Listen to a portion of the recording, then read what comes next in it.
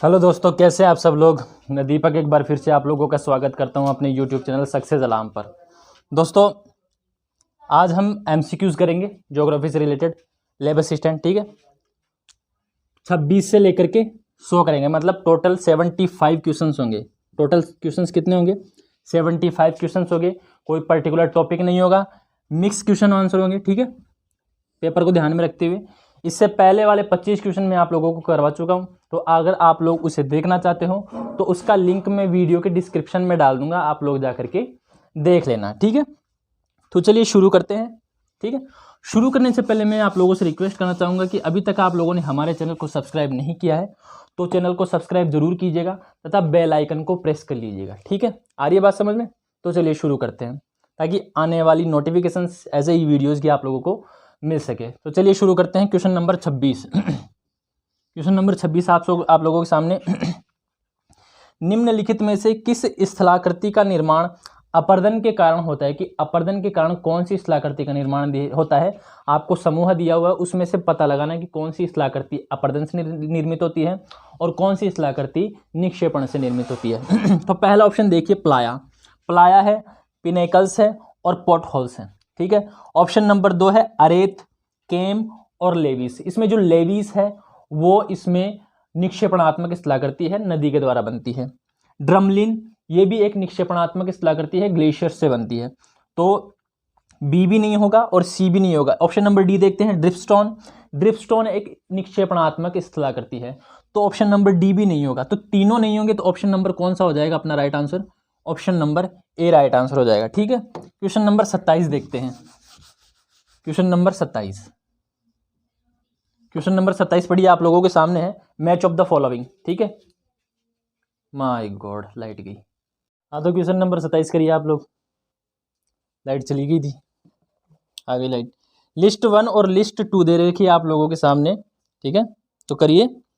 ये दे रखे हैं, एक तरफ दे रखी है आप लोगों को समुद्र के पानी में जो लवण है वो दे रखा है, और दूसरी तरफ दे रखा है उसका प्रतिशत। एक्चुअल में ये प्रतिशत नहीं है, ये प्रति हजार है।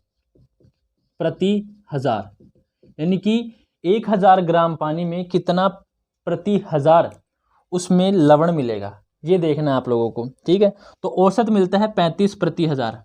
कितना मिलता है? 35 प्रति हजार। और उस 35 प्रति हजार में से कितना प्रतिशत मैग्नीशियम क्लोराइड मिलता है, कितना प्रतिशत सोडियम क्लोराइड मिलता है, कितना प्रतिशत कैल्शियम सल्फेट मिलता है, कितना प्रतिशत मैग्नीशियम सल्फेट मिलता है। ठीक है, तो सबसे ज़्यादा जो मिलता है वो मिलता है सोडियम सल्फेट मिलता है। सोडियम सल्फेट मिलता है 27.213 प्रति हजार। दूसरे नंबर पे मिलता है मैग्नीशियम क्लोराइड। दूसरे नंबर पे कौन मिलता है? मैग्नीशियम क्लोराइड मिलता है 3.807 प्रति हजार। तीसरे नंबर पे मिलता है मैग्नीशियम सल्फेट मिलता है 1.658 प्रति हजार पीपीटी। ठीक है, और उसके बाद में चौथे नंबर पे मिलता है कैल्शियम सल्फेट, वो मिलता है 1.260 प्रति हजार। ठीक है, आ रही है बात समझ में? तो यह है इस प्रकार से कैल्शियम क्लोराइड और मैग्नीशियम क्लोराइड। ठीक है, फिर मैग्नीशियम सल्फेट। ठीक है, फिर कैल्शियम सल्फेट। आ रही है बात समझ में? इस तरह से होगा। ठीक है, ठीक है। क्वेश्चन नंबर 28 देखते हैं। क्वेश्चन नंबर 28 देखिए। क्वेश्चन नंबर 28 आप लोगों के सामने। चलिए क्वेश्चन नंबर 28 देखिए। क्वेश्चन नंबर 28, यदि किसी वायु द्रव्यमान का 25 डिग्री सेंटीग्रेड पर सांद्रण मिश्रण अनुपात 20 ग्राम है। कितने ग्राम दे रखा है?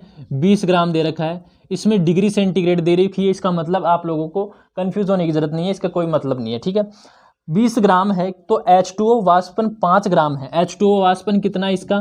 5 ग्राम। ठीक है, H2O वाष्पन कितना है? 5 ग्राम।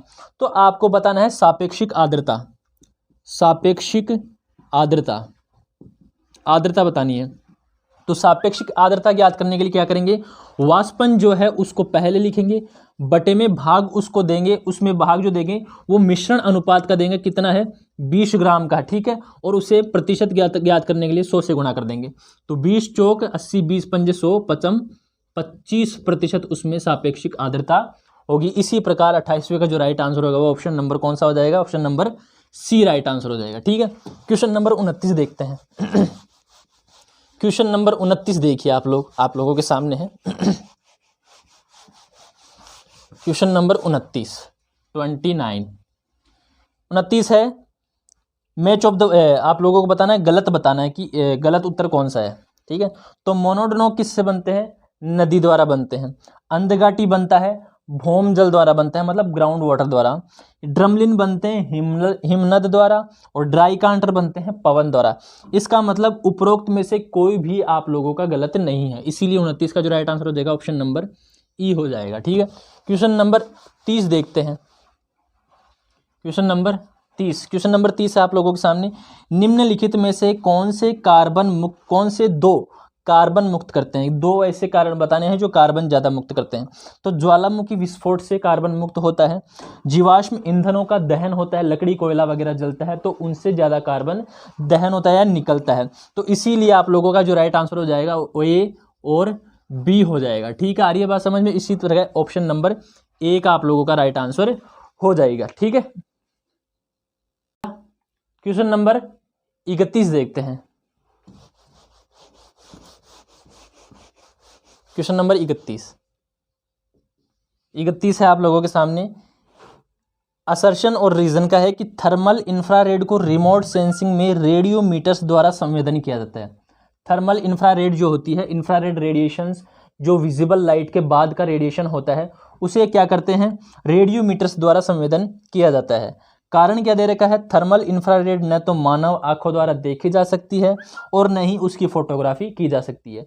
तो इसका जो अभिकथन है, असर्शन है, वो भी सही है और रीजन भी इसका सही है। और ये व्याख्या भी कर रहा है इसे रेडियोमीटर्स द्वारा क्यों संवेदन किया जाता है, क्योंकि इसे न तो आंखों द्वारा देखा जा सकता है और न इसकी फोटोग्राफी ली जा सकती है, इसीलिए इसे रेडियोमीटर्स द्वारा संवेदन किया जाता है। इसीलिए ऑप्शन नंबर ए आप लोगों का सही हो जाएगा। ठीक है, क्वेश्चन नंबर 32 देखते हैं। क्वेश्चन नंबर 32 है आप लोगों के सामने कि किस ऊर्ध्वगामी क्रम व्यवस्था के अनुसार निम्नलिखित प्रकार के बादल पाए जाते हैं। अपन लोगों को क्या बताना है? बादलों के प्रकार बताने हैं, वो भी ऊर्ध्वगामी क्रम में। मतलब ऊपर से नीचे बता दो या फिर नीचे से ऊपर बता दो कि सबसे नीचे कौन सा मिलेगा और सबसे ऊपर कौन सा मिलेगा। तो आप लोगों को पता होना चाहिए स्ट्रेटस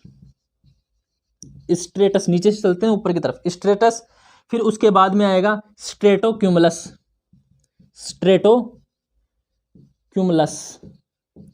ठीक है, उसके बाद में आएगा अल्ट्रोस्ट्रेटस, ठीक है, और लास्ट में जो आएगा वो आएगा सीरस। कौन सा आएगा? सीरस। तो याद रखना आप लोगों को, सीरस है सबसे ऊपर का बादल, हाईएस्ट जो सबसे ऊंचाई पर मिलता है वो बादल कौन सा है? सीरस बादल है। और इनमें ऑप्शंस के अनुसार सबसे नीचे कौन सा है? स्ट्रेटस है। वैसे सबसे नीचे जो मिलता है बादल वो है क्यूमुलोनिम्बस। ठीक आ रही है बात समझ में?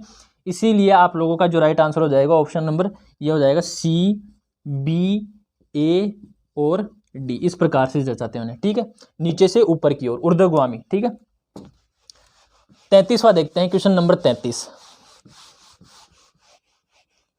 क्वेश्चन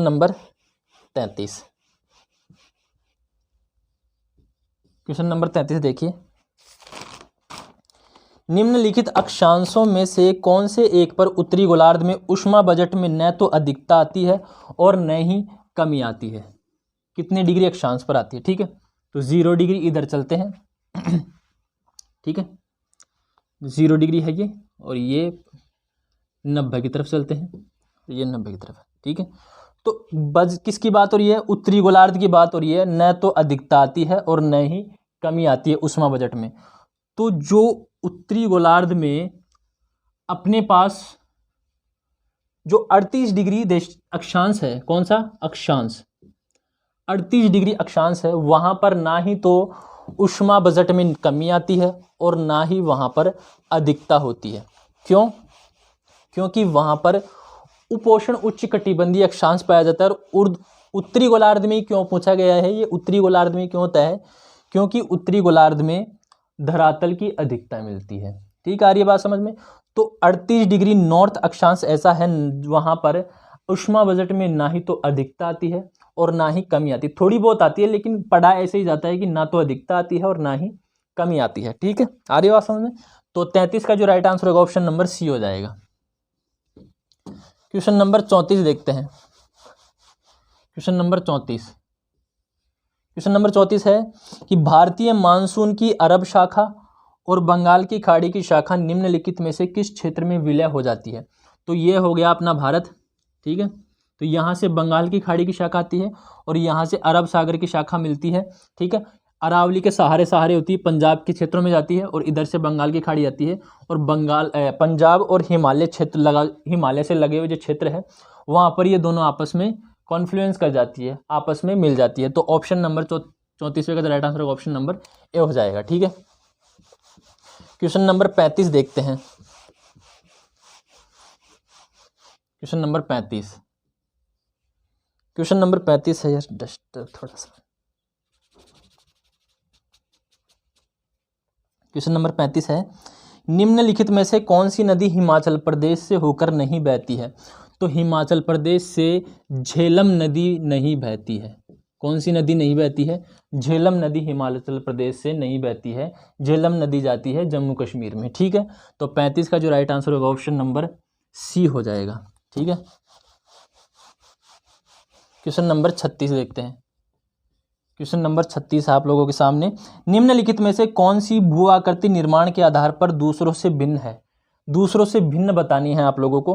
तो जो ड्रिप स्टोन है, ड्रिप स्टोन, ये एक निक्षेपणात्मक स्थलाकृति है, मतलब इससे आकृतियों का निर्माण होता है। और बाकी ये जो तीन है, इनसे आकृतियां जितनी भी धरातल है उनमें नाश होता है, ठीक है। नाश के कारण बनती है और ये जमाव के कारण बनती है, बस इतनी भिन्नता याद रखनी है। तो 36वें का जो राइट आंसर होगा ऑप्शन नंबर डी हो जाएगा। Question number 37। Question number 37, question number 37 है कि निम्नलिखित में से किस ऊंचाई तक AF प्रकार की जलवायु का क्षेत्र विस्तार मिलता है। AF का मतलब होता है उष्णकटिबंध, और जहां पर वर्षावन मिलते हैं। AF का मतलब होता है उष्णकटिबंध और F का मतलब होता है, A का मतलब उष्णकटिबंध, F का मतलब वर्षावन वाला, ठीक है। तो कितनी ऊंचाई तक मिलेगा, क्योंकि अधिक ऊंचाई पर जाएंगे तो बादल वहां तक नहीं पहुंच पाते, वो पहले ही बरस जाते हैं। तो 1000 मीटर तक ये मानी गई है। कितनी मानी गई है? 1000 मीटर तक मानी गई है, ठीक है, क्वेश्चन के अनुसार। 37 का जो राइट आंसर होगा ऑप्शन नंबर ए हो जाएगा, ठीक है। Question number 38।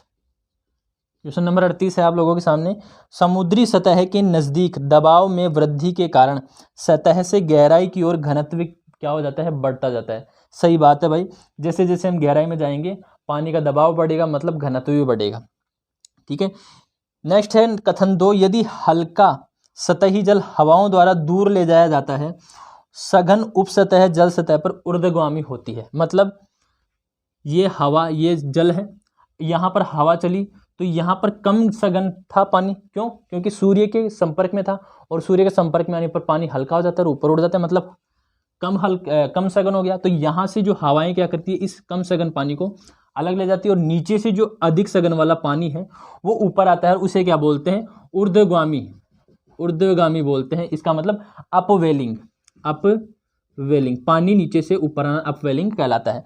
तो ये कथन 2 भी सही है। इसका मतलब दोनों कथन आप लोगों के सत्य हैं।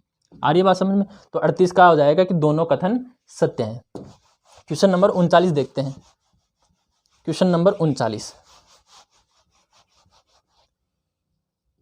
है। क्वेश्चन नंबर 39, ढाल प्रतिस्थापन का प्रतिपादन किसने किया था? Slope replacement, slope replacement, slope replacement किसने दिया था?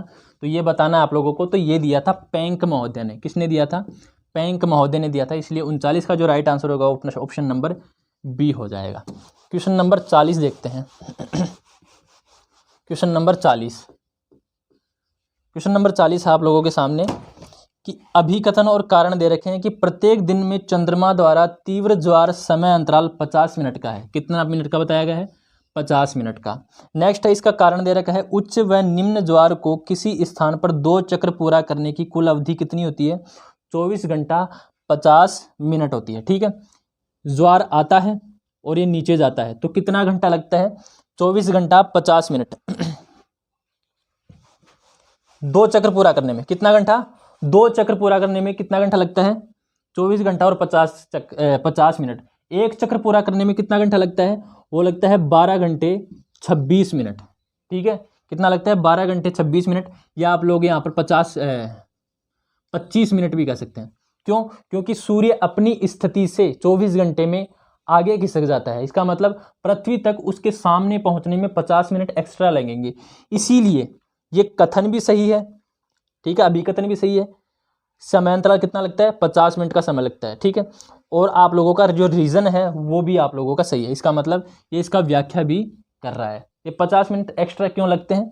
क्योंकि उच्च व निम्न ज्वार को किसी स्थान पर 2 चक्र पूरा करने की कुल अवधि क्या होती है? 24 घंटा 50 मिनट होती है, ठीक है।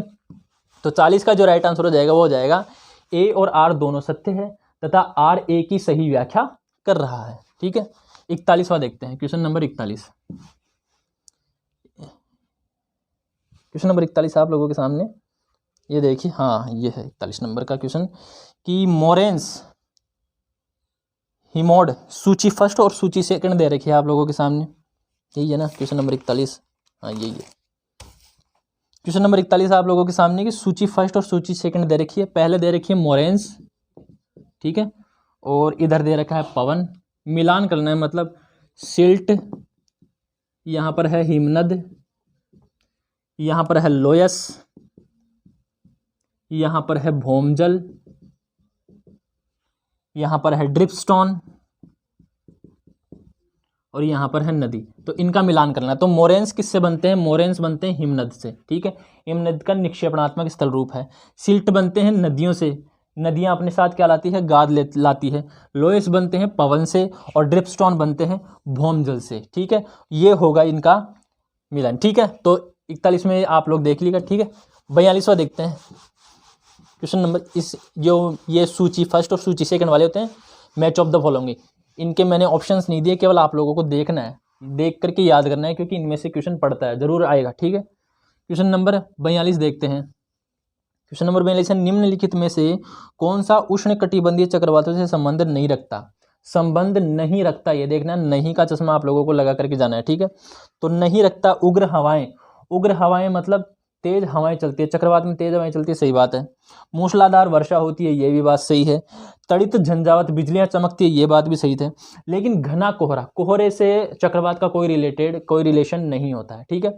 तो इसीलिए 42 का जो राइट आंसर होगा ऑप्शन नंबर डी हो गया, ठीक है। क्वेश्चन नंबर 43 देखते हैं।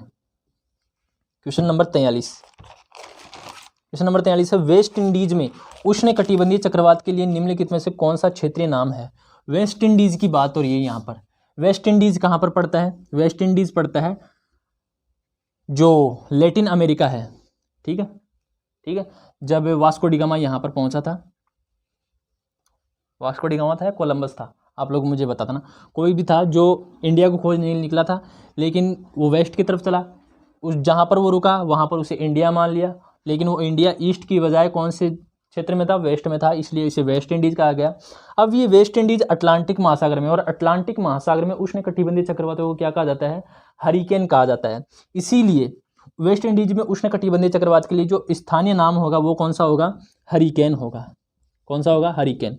इसीलिए 43 का जो राइट आंसर होगा ऑप्शन नंबर बी होगा। Question number 44, question number 44, question number 44 आप लोगों के सामने, उष्ण कटिबंधीय चक्रवात के विकास के लिए निम्नलिखित अवस्था में से कौन सी अवस्था आवश्यक है? तो उष्ण कटिबंधीय चक्रवात के विकास के लिए एक सबसे महत्वपूर्ण आवश्यकता है कि नमी प्रचुर होनी चाहिए। नमी नहीं होगी तो उष्ण कटिबंधीय चक्रवात क्रिएट नहीं होंगे। क्यों नहीं होंगे? क्योंकि उष्ण कटिबंधीय चक्रवात हमेशा समुद्रों पर बनते हैं, फिर समुद्रों से स्थल की ओर चलते हैं। आ रही है बात समझ में? तो प्रचुर नमी की आपूर्ति होनी चाहिए। तो 44 का जो राइट आंसर हो जाएगा ऑप्शन नंबर सी हो जाएगा।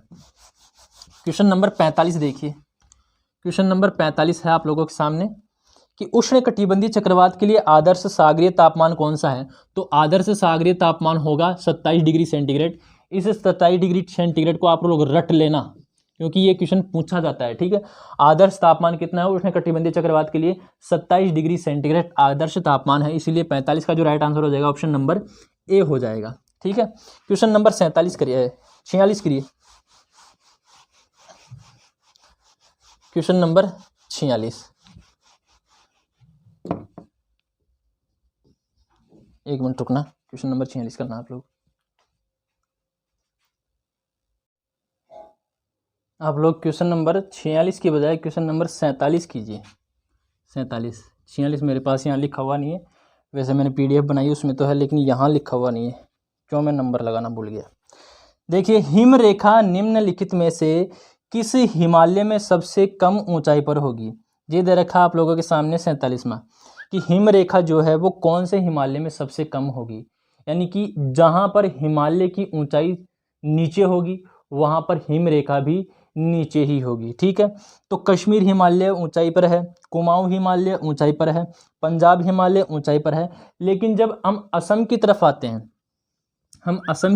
हैं, तो हिमालय की जो ऊंचाई है वो कम हो जाती है। इसीलिए जो हिम रेखा मिलेगी वो सबसे कम ऊंचाई पर मिलेगी, वो कहाँ पर मिलेगी, असम की तरफ मिलेगी। कहाँ पर मिलेगी, असम की तरफ। तो 47 का जो राइट आंसर होगा वो ऑप्शन नंबर डी हो जाएगा। ठीक है, क्वेश्चन नंबर 48 देखिए।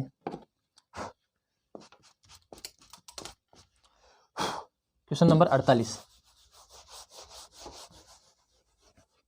क्वेश्चन नंबर 48 देखिए। क्वेश्चन नंबर 48 है कि हवाई मार्ग से काठमांडू निम्नलिखित में से किस स्थान से निकटतम है।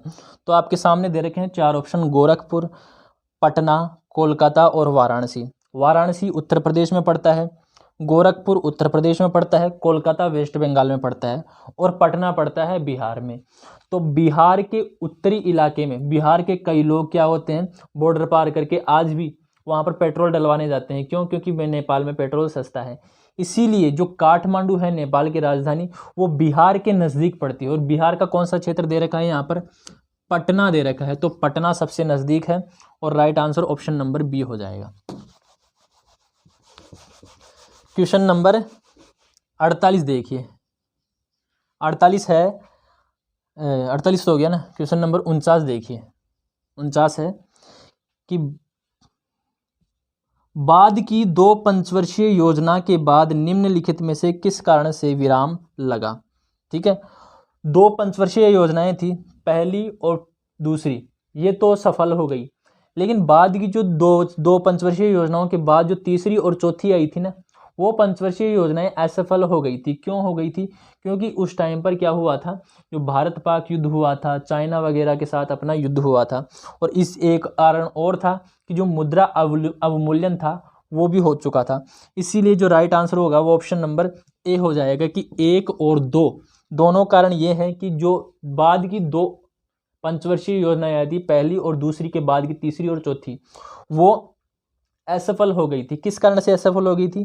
भारत पाक युद्ध के कारण और मुद्रा का अवमूल्यन के कारण। ठीक है, तो 49वें का राइट आंसर ए हो जाएगा। क्वेश्चन नंबर 50, क्वेश्चन नंबर 50 है आप लोगों के सामने।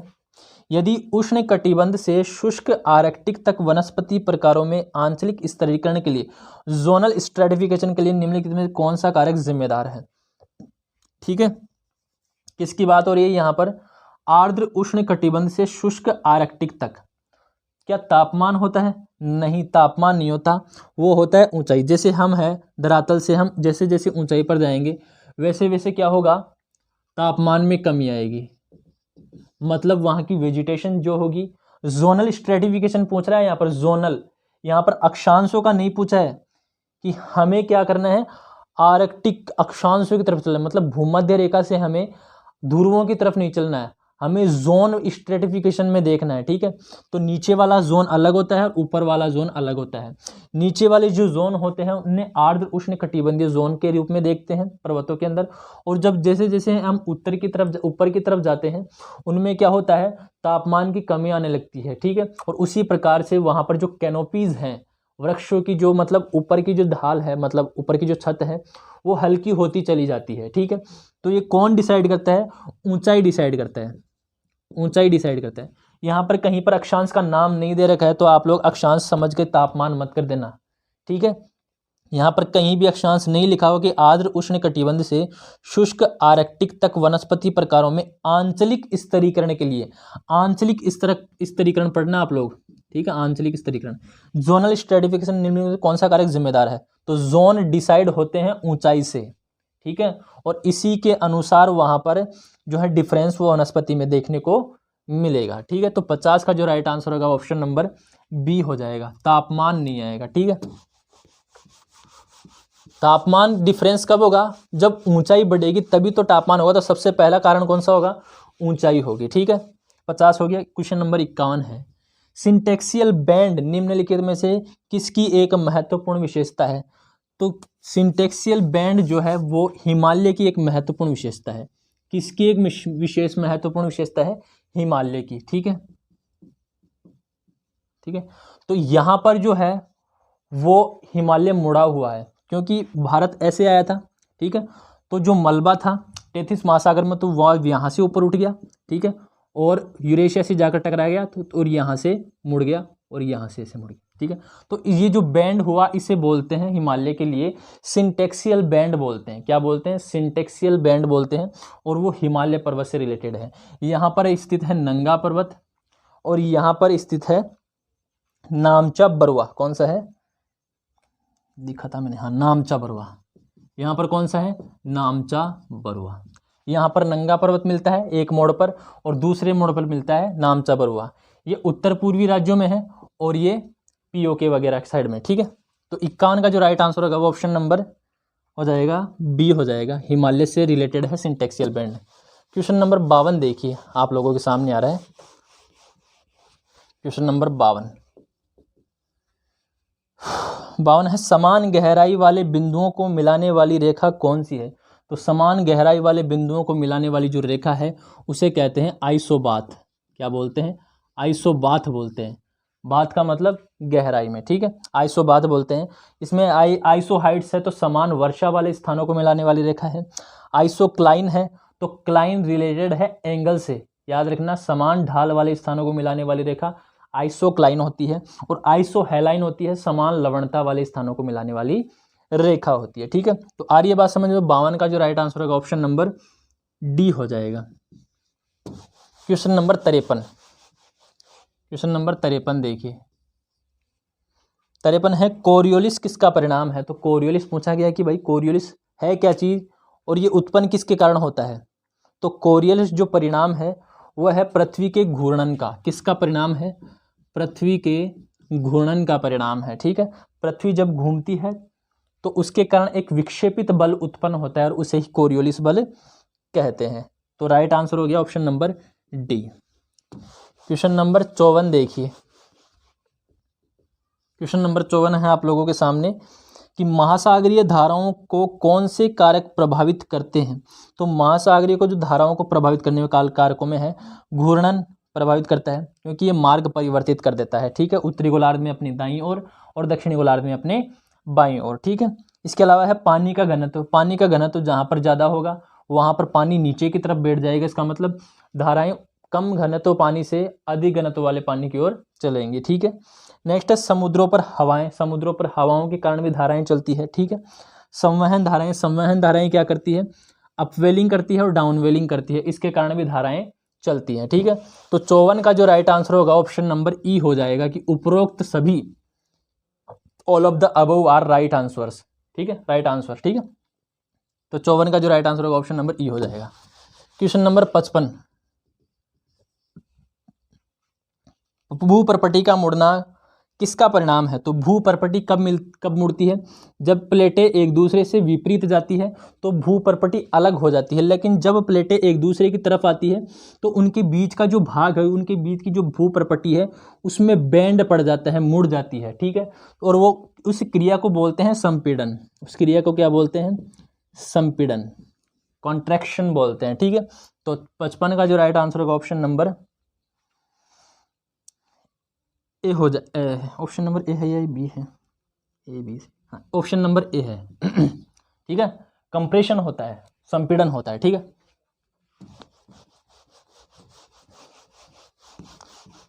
कंप्रेशन होता है, कॉन्ट्रैक्शन तो संकुचन होता है। ठीक है, संपीड़न के कारण। तो 56 देखते हैं, क्वेश्चन नंबर 56, नदी घाटी के किनारों पर सीढ़ियों के युग्म को क्या कहते हैं। ठीक है, ये नदी घाटियां हैं, नदी घाटियों के किनारों पर सीढ़ियों की तरह एक युग्म होता है। ठीक है, ये नदी घाटी है और ये सीढ़ियों की तरह है, तो इन्हें बोलते हैं रिवर ट्रेसेज। रिवर टेरेसेज बोलते हैं, रिवर टेरेसेज क्या बोलते हैं, रिवर टेरेसेस बोलते हैं। ये कब होता है? ये जब लेवल चेंज होता है नदी का तब बनते हैं। कोई टाइम पर नदी यहाँ पर बहती थी, फिर धीरे धीरे इसका लेवल चेंज हुआ तो ये यहाँ पर बहने लगी, फिर वापस क्या हुआ, ये यहाँ पर बहने लगी, फिर क्या हुआ, ये मतलब जब नदी का पुनर्युवन होता है, ठीक है, नदी रिजुविनेशन लेती है, ठीक है, तब इस प्रकार की स्थलाकृतियाँ बनती है। तो 56 का जो राइट आंसर होगा वो ऑप्शन नंबर डी हो जाएगा। क्वेश्चन नंबर 57 देखते हैं। क्वेश्चन नंबर 57, क्वेश्चन नंबर 57 है कि निम्न में से किस में राष्ट्रीय उद्यानों की संख्या सबसे कम है? तो राष्ट्रीय उद्यानों की संख्या सबसे कम कौन से राज्य में है वर्तमान में? तो इनमें से जो आपके पास है वो ऑप्शन नंबर डी है कि तमिलनाडु में वर्तमान में 5 राष्ट्रीय उद्यान हैं। आप लोग सर्च करिएगा गूगल पे और मुझे बताइएगा कि क्या मैं सही हूँ। वर्तमान में तमिलनाडु में कितने राष्ट्रीय उद्यान हैं? और इसके अलावा जो ऑप्शन 3 ऑप्शन दे रखे हैं आप लोगों के सामने, असम, वेस्ट बंगाल और अंडमान निकोबार, इनमें कितने कितने राष्ट्रीय उद्यान हैं? तो आप लोग मुझे बताइएगा, ठीक है। तो 57 का राइट आंसर है डी हो जाएगा, तमिलनाडु। ये एक टेस्ट पेपर है, ठीक है, ज़्यादा समझाऊंगा नहीं।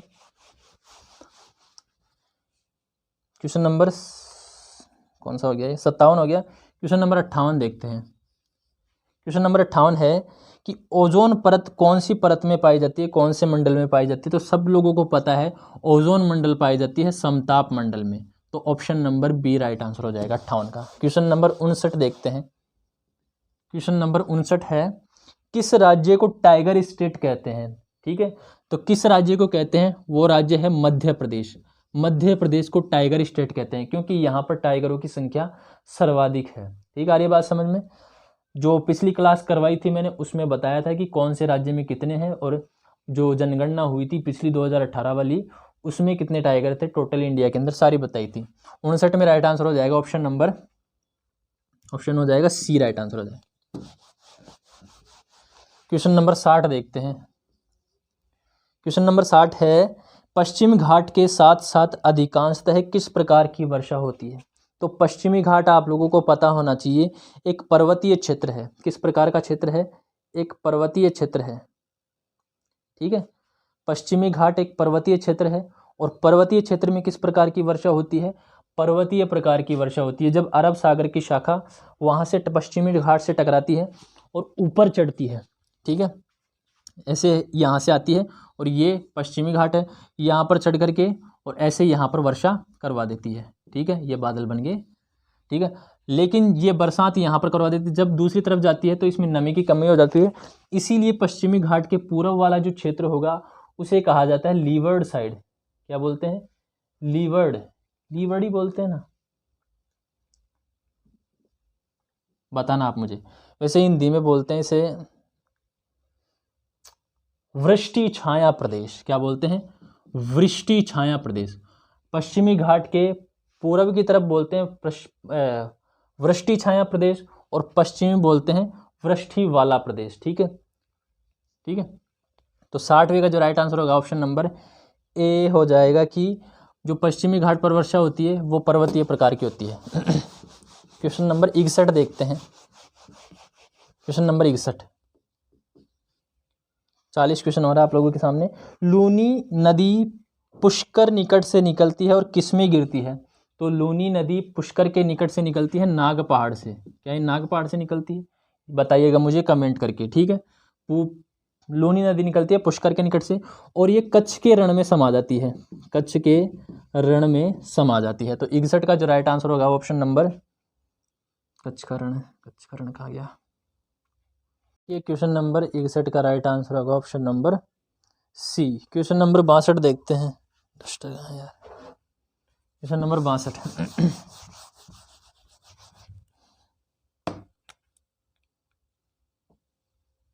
62 नंबर का क्वेश्चन है। क्वेश्चन नंबर 62 है भारत में उत्पादित सबसे महंगा मसाला। तो सबको पता है भारत में केसर सबसे महंगा मसाला है। 62 का ऑप्शन नंबर बी हो जाएगा। क्वेश्चन नंबर 63 देखिए। क्वेश्चन नंबर 63, ठीक है, जो समझाने लायक होगी क्वेश्चन वही समझाऊंगा, फालतू में टाइम खराब करने का कोई मतलब भी नहीं है, ठीक है। तो देखिए क्वेश्चन नंबर 63 है 61वां तो हो गया यार, ये क्वेश्चन नंबर 62वां तो हो गया ना। हाँ ये 62वां था, क्वेश्चन नंबर 61 था वो केसर वाला, और 62 था लूनी नदी वाला। ठीक है, क्वेश्चन नंबर 63 देखते हैं अपन। भारत का दक्कन पठार किससे संपन्न है? तो भारत का दक्कन पठार संपन्न है, कोयले के यहाँ पर भंडार पाए जाते हैं, गोंडवाना काल से रिलेटेड। इसके अलावा लोहा इस्पात पाया जाता है यहाँ पर, और इसके अलावा मैग्नीज के भंडार यहाँ पर मिलते हैं। ठीक है, तो 63 का जो राइट आंसर होगा ऑप्शन नंबर ए हो जाएगा। क्वेश्चन नंबर 64 देखते हैं।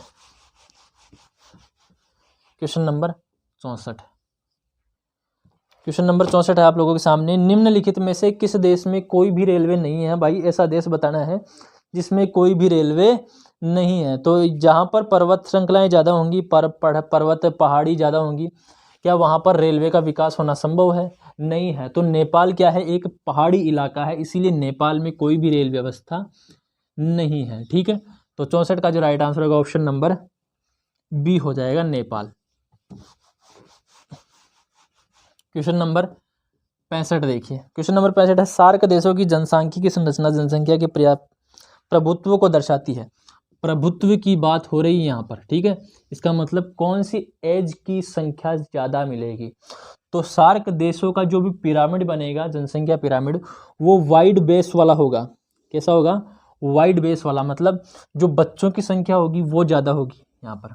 ठीक है, वाइड पिरामिड जो बनता है वो एज से रिलेटेड होता है। ठीक है, यहाँ पर एज लिखी हुई होती है और उनकी संख्या लिखी हुई है। ठीक है, तो सबसे ज़्यादा संख्या मिलती है, बच्चों की संख्या सबसे ज़्यादा मिलती है, इसीलिए राइट आंसर हो जाएगा ऑप्शन नंबर ए हो जाएगा, 14 वर्ष से कम। ठीक है, क्वेश्चन नंबर 66 देखते हैं।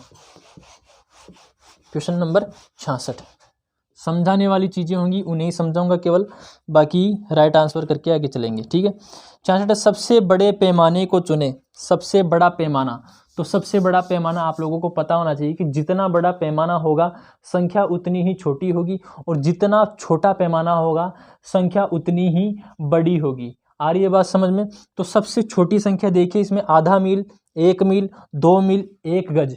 1 गज क्या है? सबसे छोटी संख्या, इसका मतलब यही सबसे बड़ा पैमाना है। तो ऑप्शन नंबर डी आप लोगों का राइट आंसर हो जाएगा कि 1 इंच बराबर 1 गज सबसे बड़ा पैमाना है। ठीक है, क्वेश्चन नंबर 67 देखिए। क्वेश्चन नंबर 67 है, 1 इंच का 36 गज को आरएफ में बदले। क्या लिखा हुआ है? 1 इंच बराबर कितना है? 36 गज दे रखा है। अब इसको आरएफ में बदलना है अपन लोगों को।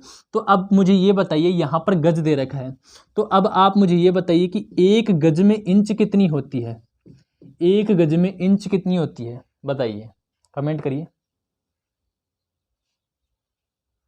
1 गज में 3 फीट होती है। क्या होती है? 3 फीट होती है, और 3 फीट बराबर 36 इंच।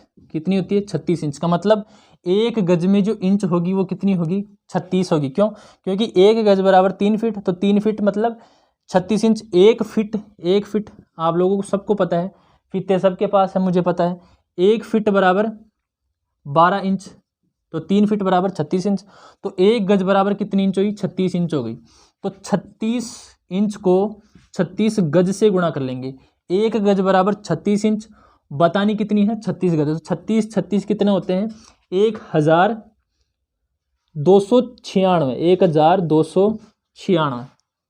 ये 36 को 36 गुणा करने पर आता है। तो आरएफ कितना होगा? 1:1296। ये राइट आंसर हो जाएगा, ऑप्शन नंबर 67 का ऑप्शन नंबर ए हो जाएगा। क्वेश्चन नंबर, चलिए माफ करना दोस्तों, फोन्स वगैरह आ जाते हैं। ठीक है, कॉल तो अटेंड करना ही पड़ता है। हो गया, इंच वाला हो गया।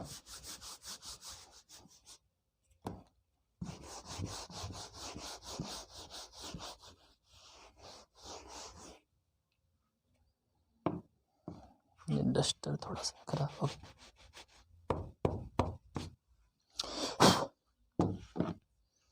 क्वेश्चन नंबर 67 हो गया। क्वेश्चन नंबर 68 देखते हैं। क्वेश्चन नंबर 68 है, ग्रेनाइट व नीस चट्टानों के अपक्षय से किस प्रकार की मिट्टी प्राप्त होती है? ग्रेनाइट व नीस चट्टानों के अपक्षय से किस प्रकार की मिट्टी प्राप्त होती है? ये मिट्टियों से रिलेटेड प्रश्न है, और ये बिल्कुल इतना सरल क्वेश्चन है, वो हर एक स्टूडेंट को आना चाहिए। तो इसका जो राइट आंसर है वो मुझे आप लोग कमेंट करके बताओगे, और जो भी स्टूडेंट कमेंट करके नहीं बताएगा मैं समझ लूँगा कि वो स्टूडेंट पढ़ाई को सीरियसली नहीं ले रहा है, उसकी तैयारी करने का कोई मतलब नहीं है फिर। ठीक है, इतना सिंपल क्वेश्चन है। आप लोग राजस्थान की मिट्टी पढ़ लो, चाहे भारत की मिट्टी पढ़ लो, कहीं की भी मिट्टी पढ़ लो, ये ग्रेनाइट और नीस की चट्टानों से जो मिट्टी बनती है वो आप लोगों को पता होनी चाहिए। ठीक है, तो इसका जो राइट आंसर वो आप लोग मुझे बताएंगे कि ए होगा, बी होगा, सी होगा या डी होगा। ठीक है, क्वेश्चन नंबर 69 है। क्वेश्चन नंबर 69, यदि रिक्टर पैमाने पर 6 से 6.5 की मध्यम तीव्रता का भूकंप आता है तो सबसे अधिक हानिकारक कहाँ पर होगा? भाई भूकंप की जो तीव्रता है वो तो कम है, कितनी है? 6 से लेकर के 6.5 तक ही है रिक्टर पैमाने पर, लेकिन पूछा गया है कि अगर इतना सा भूकंप आया है लेकिन हानिकारक सर्वाधिक कहाँ पर होगा, सबसे ज़्यादा हानि कहाँ पर होगी, तो ये आप लोगों को बताना है।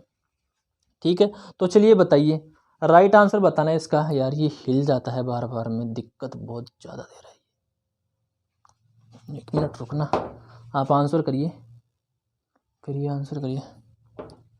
ठीक है, भूकंप की तीव्रता तो कम है, मध्यम तीव्रता वाला है, लिख रखा है यहाँ पर मध्यम तीव्रता का है, लेकिन सबसे ज़्यादा नुकसान कहाँ पर होगा?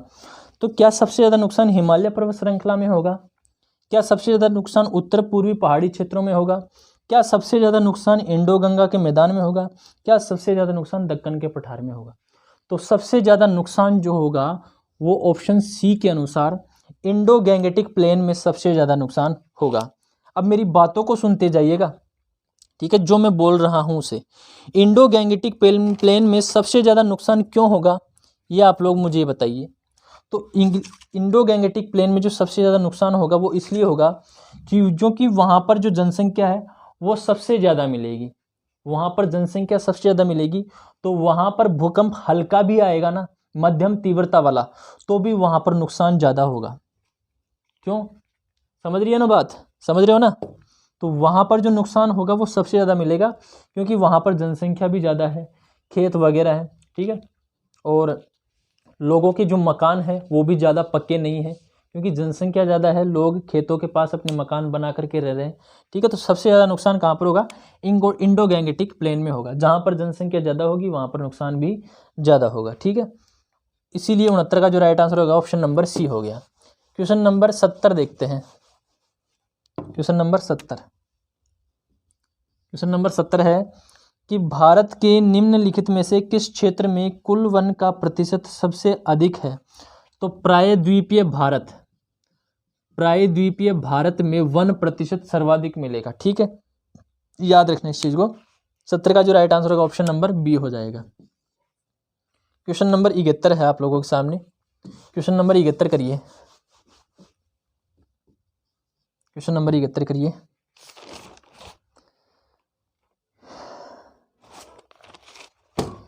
किसी क्षेत्र में निम्नलिखित में से किस स्थिति को सूखा प्रभावित माना जाता है? सूखा प्रभावित कौन सी स्थिति को माना जाएगा? तो ये पता होना चाहिए कि जहां पर सामान्य से वर्षा 75% कम हो गई। हाँ भाई, कहीं पर 100 सेंटीमीटर वर्षा होनी थी, लेकिन वहां पर हुई कितनी है? केवल 25 सेंटीमीटर हुई है, मतलब वहां पर क्या पड़ गया? सूखा। सामान्य दिनों की तुलना में सूखा हो गया। क्यों? क्योंकि जहां पर 100 सेंटीमीटर की वर्षा जरूरी थी वहां पर कितने सेंटीमीटर वर्षा हुई है? केवल 25 सेंटीमीटर। इसका मतलब सूखा पड़ गया। इसके अलावा वर्षा 100 सेंटीमीटर से कम हो, अगर मान लो राजस्थान वाला एरिया है वहां पर औसत वर्षा ही 75 सेंटीमीटर हो रही है। ठीक है, तो ये तो मतलब सामान्य स्थिति है। सामान्य स्थिति है मतलब इसे सूखा थोड़ी ना मानेंगे। जो राजस्थान वाले हैं 75 सेंटीमीटर वर्षा हो रही है मानने के लिए कह रहा हूँ। ठीक है, इसका मतलब ये सामान्य वर्षा है उनके लिए, उनके इसलिए थोड़ी ना ये सूखा है। सूखा क्या होगा?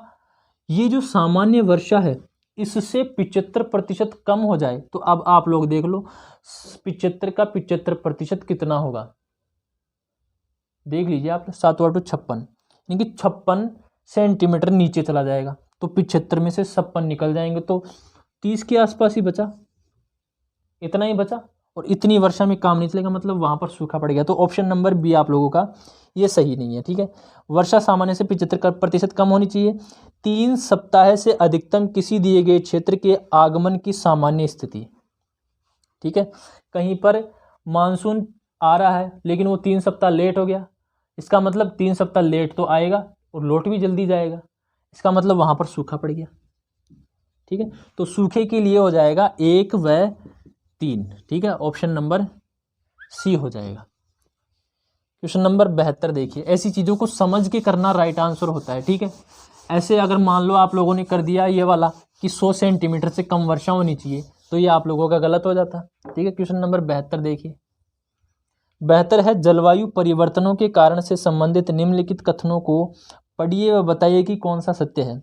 तो पृथ्वी की सतह पर प्राप्त सौर ऊर्जा में परिवर्तन होता है क्योंकि सूर्य द्वारा दी गई ऊर्जा की मात्रा वातावरण की पारदर्शिता के साथ बदलती है, ठीक है। तो ये बात सही है, आ रही है बात समझ में। नेक्स्ट है, सूर्य की बाहरी सतह का तापमान आसपास के क्षेत्रों की तुलना में लगभग 1400 डिग्री सेंटीग्रेड कम होता है। जलवायु परिवर्तनों की बात हो रही है, ये सूर्य की सतह की बात कहाँ से आ गई, ठीक है। नेक्स्ट है, जिस तल में पृथ्वी सूर्य के चारों ओर चक्कर लगाती है उसके संबंध में उसका कोण स्थिर नहीं है। इसका मतलब अगर कोण स्थिर नहीं होगा तो अगर मान लो एक जगह पर मान लो वर्तमान में जो स्थिति है कोण की वो 90 डिग्री है, ठीक है, लेकिन वो स्थिर नहीं है, तो वो क्या करेगा, हिले डुलेगा। मतलब अगर उसी जगह पर पहले 90 डिग्री था, अब वहाँ पर 55 डिग्री हो गया, इसका मतलब क्या हो गया, वहाँ की जलवायु परिवर्तित हो गई, ठीक है। आ रही है बात समझ में। तो 72 का जो राइट आंसर होगा वो ऑप्शन नंबर कौन सा हो जाएगा, 72 का जो राइट आंसर होगा वो ऑप्शन नंबर सूर्य, अरे हाँ यार समझा नहीं, भूल गया। सूर्य की बाहरी सतह का तापमान आसपास के क्षेत्रों की तुलना में लगभग 1400 डिग्री सेंटीग्रेड कम होता है, 1400 डिग्री सेंटीग्रेड कम होता है। बात किसकी हो रही है, मतलब आसपास की सतह से, ये पूरा सूर्य है मान लो और इसके आसपास ये है और कहीं एक जगह पर तापमान 1400 डिग्री सेंटीग्रेड कम हो गया। कम कब होगा, जब काले धब्बों की संख्या ज़्यादा हो जाएगी तब तापमान कम हो जाएगा। मतलब यहाँ पर काले धब्बे आ गए और इस काले धब्बे के कारण यहाँ का जो तापमान है, इस धब्बे का जो तापमान है वो 1400 डिग्री सेंटीग्रेड कम हो गया। किसकी तुलना में, ये जो आसपास की जो सतह है त्रिशूल की। इनडायरेक्टली ये बात किसकी कह रहा है, ये सौर कलंकों की बात कह रहा है। आ रही है बात समझ में, ध्यान से समझना। तो ये बी भी आप लोगों का सही है, इसका मतलब 72 का जो राइट आंसर होगा ऑप्शन नंबर डी हो जाएगा। माफ़ कीजिएगा मैंने इसको ढंग से नहीं समझा आपको, अब आप लोग समझ लीजिए 1400 डिग्री सेंटीग्रेड किस प्रकार से कम होगा और ये बात किसकी कर रहा है, सौर कलंकों की बात कर रहा है। क्योंकि सौर कलंक जब होंगे तो जहाँ पर धब्बे पड़ेंगे वहाँ पर तापमान कम हो जाएगा।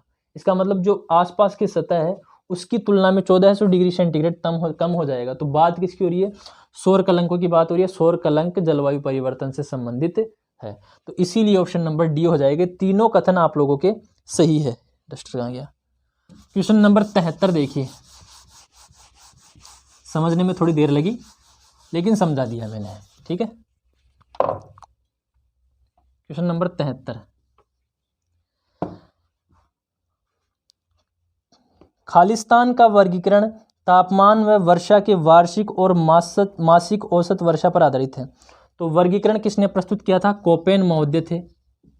इनका जो वर्गीकरण आधार था वो क्या था, तापमान और वर्षा का वार्षिक और मासिक औसत तापमान पर आधारित था, ठीक है। वार्षिक तो क्या था, तापमान और वर्षा, और मासिक क्या था, औसत वर्षा, ठीक है। इसके आधार पर उन्होंने जलवायु वर्गीकरण प्रस्तुत किया था। 73 का जो राइट आंसर होगा ऑप्शन नंबर ए हो जाएगा, कोपेन। क्वेश्चन नंबर 74 देखिए, क्वेश्चन नंबर 74 दोस्तों, एक चीज़ बताना चाहता हूँ मैं आप लोगों को, ठीक है। अपना जो टेलीग्राम चैनल है वहाँ पर जाइएगा और उसे ज्वाइन कीजिएगा। वहाँ पर मैंने आज से क्विज स्टार्ट किए हैं, ठीक है। मल्टीपल चॉइस क्वेश्चंस हैं, ठीक है। तो वहाँ पर आप लोग करिएगा उन क्वेश्चंस को और अपनी तैयारी को बेहतर कीजिएगा। और अपना जो चैनल है उसका नाम है, अपना जो यूट्यूब चैनल है सक्सेस अलार्म, आप लोग जाइएगा और नॉर्मली वहाँ पर सर्च कीजिएगा सक्सेस अलार्म, अपना यूट्यूब चैनल आ जाएगा, ठीक है। आ रही है बात समझ में? वहाँ पर जाइएगा और वहाँ पर ही आप लोगों को ये जो टेस्ट दे रहे हो आप लोग, उनकी PDF वगैरह मिलेगी, ठीक है। तो जाइए और ज्वाइन कर लीजिए। लिंक क्या है, अभी काम नहीं कर रहा है, ठीक है। तो 74 का जो राइट आंसर हो जाएगा ऑप्शन नंबर, वो 73 कर लिया। अब 74 है, व्यापक अर्थों में विकास की चुनौती क्या है। व्यापक अर्थों में विकास की चुनौती बताना है कि विकास सबकी सबसे बड़ी चुनौती कौन सी है। तो विकास की सबसे बड़ी चुनौती है सभी लोगों के जीवन की गुणवत्ता में सुधार लाना, कि भाई ये सामने वाला जो है इसकी गुणवत्ता में सुधार कैसे लाए। भारत के सामने भी सबसे बड़ी चुनौती यही है कि लोगों के जीवन की गुणवत्ता में सुधार किस प्रकार लाए। धीरे धीरे दिन प्रतिदिन महंगाई बढ़ती जा रही है और लोगों का जो जीवन स्तर है, जीवन की गुणवत्ता है, वो कम होती जा रही है, गिरती जा रही है।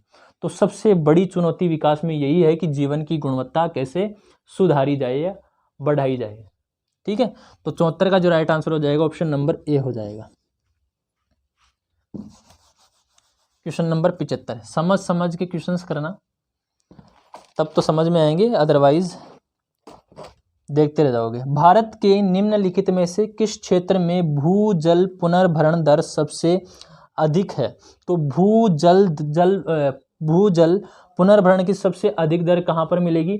जो क्षेत्र नीचे के होंगे, निचले क्षेत्र होंगे, जहाँ पर जल की अधिकता मिलेगी, जहाँ पर जल भराव अधिक मिलेगा, वहाँ पर भूजल पुनर्भरण की अधिकता मिलेगी। तो डेल्टाई जो क्षेत्र है उनमें हमेशा नमी बनी रहती है, क्योंकि वो क्या होते हैं, नीचे के क्षेत्र होते हैं, ठीक है। आ रही है बात समझ में? जैसे गंगा के मैदान को बांटा गया है upper Gangetic plain, middle Gangetic plain और लोअर गैंगेटिक प्लेन। जो यहाँ पर जो है वो पानी की मात्रा ज़्यादा मिलेगी, इसीलिए जो वाटर रिचार्ज है वो भी यहाँ पर ज़्यादा तेज़ी से होगा। तो जो राइट आंसर हो जाएगा 75 का, वो हो जाएगा ऑप्शन नंबर ए, बंगाल का मैदान, ठीक है। क्वेश्चन नंबर 76 देखिए, क्वेश्चन नंबर 76, क्वेश्चन नंबर 76 आप लोगों के सामने, क्षोभ मंडल के भीतर वायु संवहन धाराओं के रूप में चलती है, ये संवहन धाराएं क्या करती है। तो संवहन धाराएं जो चलती है वो हवा को भी प्रभावित करती है, नमी को भी प्रभावित करती है और वहाँ पर गर्मी को भी प्रभावित करती है। जैसे जैसे हम ऊपर की तरफ जाएंगे तापमान में क्या होगी, कमी आएगी, ठीक है। उस तापमान के क्या, जहाँ पर धरातल पर तापमान ज़्यादा हो रहा है वो क्या करेगा, वाष्पीकरण करेगा, और वाष्पीकरण भी ऊपर जाकर के क्या होगी, अधिक होगी, जम जाएगी, सघन होगी, ठीक है। तो ये गर्मी को भी प्रभावित करता है संवहन धाराएं, और ये नमी को भी प्रभावित करती है, ठीक है। तो आ रही है बात समझ में? तो ऑप्शन नंबर सी हो जाएगा आप लोगों का, कि लगातार गर्मी व नमी दोनों को वितरण करती है, गर्मी का भी वितरण करती है और नमी का भी वितरण करती है। संवहन धाराएं क्या होती है, जब कोई चीज़ गर्म होती है तो करंट्स के रूप में ऊपर की ओर चलती है, ठीक है। तो यहाँ की जो गर्मी थी, ठीक है, वाष्पीकरण होगा, वाष्पीकरण होगा। जब वाष्पीकरण होगा तो उसकी जो बूंदें बनेगी गैस, उनमें वहाँ की जो गर्मी होगी वो स्टोर हो जाएगी, लेटेंट हीट जिसे आप लोग कहते हो, गुप्त ऊष्मा किस जिसे आप लोग कहते हो। जब ये वाष्प की बूंदें, वाष्पिक जो गैस है वो ऊपर जाएगी संवहन धाराओं के रूप में, तब क्या होगा, ये जो वाष्पीकरण है वो संघनित होगा। तो जब ये संघनित होगा तो इनमें जो स्टोर गुप्त ऊष्मा थी वो रिलीज होगी। इसका मतलब ये गर्मी को भी वितरित करती है और नमी को भी वितरित कर रही है। आ रही है बात समझ में? तो इसीलिए चित्र का जो राइट आंसर होगा ऑप्शन नंबर सी हो जाएगा। दोस्तों अगर चीज़ें समझ में आ रही है तो आप लोग वीडियो को लाइक जरूर कीजिएगा, शेयर जरूर कीजिएगा, सब्सक्राइब जरूर कीजिएगा चैनल को। क्वेश्चन नंबर 77 है, क्वेश्चन नंबर 77 देखिए, जीव मंडल के भीतर विशिष्ट प्रकार के पारिस्थितिकी तंत्र वाले कई प्रमुख क्षेत्र हैं, जिन्हें क्या कहते हैं। पूरी पृथ्वी पर है, अलग अलग प्रकार के, अलग अलग जीवों के एक विशेष प्रकार के जो पारिस्थितिकी तंत्र है वो मिलेंगे, और उन पारिस्थितिकी तंत्रों को क्या बोलते हैं, उन्हें बोलते हैं बायोम या जीवोम, ठीक है। तो 77 का जो राइट आंसर होगा ऑप्शन नंबर ए हो जाएगा। क्वेश्चन नंबर 78, आज लाइट ने बहुत ज़्यादा परेशान किया है, बार बार बार बार परेशान किया लाइट ने, ठीक है। शून्य स्तर जिसमें भूमि की ऊंचाई व समुद्र की गहराई को मापा जाता है उसे क्या कहा जाता है? तो उच्चता मिति वो वक्र पढ़ा होगा आप लोगों ने, जब समुद्र की जो गहराई है, जो नित्तल उच्चावच है, वो आप लोगों ने पढ़े होंगे उस टाइम। तो एक लाइन होती है, ठीक है, उसके ऊपर के उच्चावच को देखा जाता है और उसके नीचे के उच्चावच को देखा जाता है। तो अपने को पूछा जाता है ये जो शून्य स्तर है, यहाँ पर जाएगी माइनस में चीज़ें और यहाँ पर जाएगी प्लस में चीज़ें। तो ये जो शून्य वाला स्तर है इसे क्या कहा जाता है, ये आप लोगों को पूछा है। तो इसे कहा जाता है डेटम लाइन। डेटम लाइन बोलते हैं या फिर डेटम सतह बोल दीजिए, ये डेटम आप लोग याद रखिएगा, ठीक है। तो इसीलिए 78 का जो राइट आंसर हो जाएगा ऑप्शन नंबर डी हो जाएगा। क्वेश्चन नंबर 89 देखते हैं। 79 है, निम्नलिखित में से कौन सी चट्टानें अपशल्क